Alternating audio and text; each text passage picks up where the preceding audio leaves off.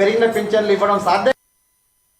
Kolkata RG car ఆసుపత్రిలో వైద్యురాలిపై అత్యాచారం చేసిన హత్యకు పాల్పడిన నిందితులను కఠినంగా శిక్షించాలని సిఐటియు జిల్లా ప్రధాన కార్యదర్శి అన్నముల కిరణ్ డిమాండ్ చేశారు. Telangana medical and health employees union ఆధ్వర్యంలో రిమ్స్ ఎదుట రిమ్స్ కార్మికులు డాక్టర్లతో కలిసి నిరసన చేపట్టారు. కోల్కతా ఆర్జీ కార్ ఆసుపత్రిలో పనిచేస్తున్న వైద్యురాలిపైన అత్యాచారం చేసి హత్య చేసిన దుండగులను పట్టుకోవడంలో తృణమూల ప్రభుత్వం ఘోరంగా విఫలమైందన్నారు.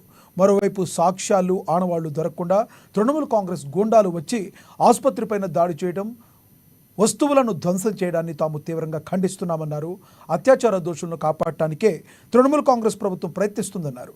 ఆసుపత్రిపై దాడి చేసి ఆనవాళ్లు సాక్ష్యాలు ధ్వంసం చేస్తున్నా పోలీసులు చూసి చూడనట్లుగా వ్యవహరించడం సభ్య సమాజాన్ని తలదించుకునే విధంగా ఉందని ఆరోపించారు.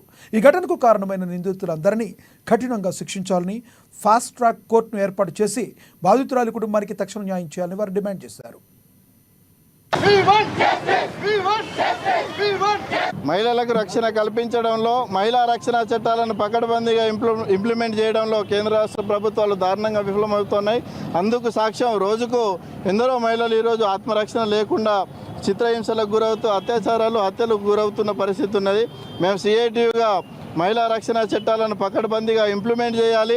ఎవరైతే నిందితులు ఉన్నారో ఫాస్ట్ ట్రాక్ కోర్టుల ద్వారా వెంటనే దోషులను తేల్చి వారికి కఠినంగా శిక్షలు ఇంప్లిమెంట్ చేయాలనేది మేము కోరుతా ఉన్నాం. అదేవిధంగా ఈరోజు మహిళా రక్షణ చట్టాలు కేవలం కాగిత పులులాగా మారిపోతున్న పరిస్థితి ఉన్నది. ప్రభుత్వాలు ఏదైతే బేటీ బచావ్ బేటీ పడావ్ నినాదాలు ఇస్తున్నారో ఇవి ఏదైతే ప్రచారం చేసుకోవడానికి అస్త్రాలుగా మారిపోతున్నాయి తప్ప మహిళా రక్షణ పట్ల కేంద్ర రాష్ట్ర ప్రభుత్వాలు చిత్తశుద్ధిని ప్రదర్శించడం లేదనేది మేము ఈ సందర్భంగా తెలియజేస్తా ఉన్నాం.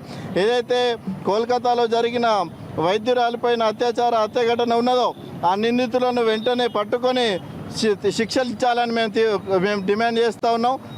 సీరియస్గా దర్యాప్తు చేయాలి, నిందితులను కఠినంగా శిక్షించాలనేది మేము డిమాండ్ చేస్తూ ఉన్నాం.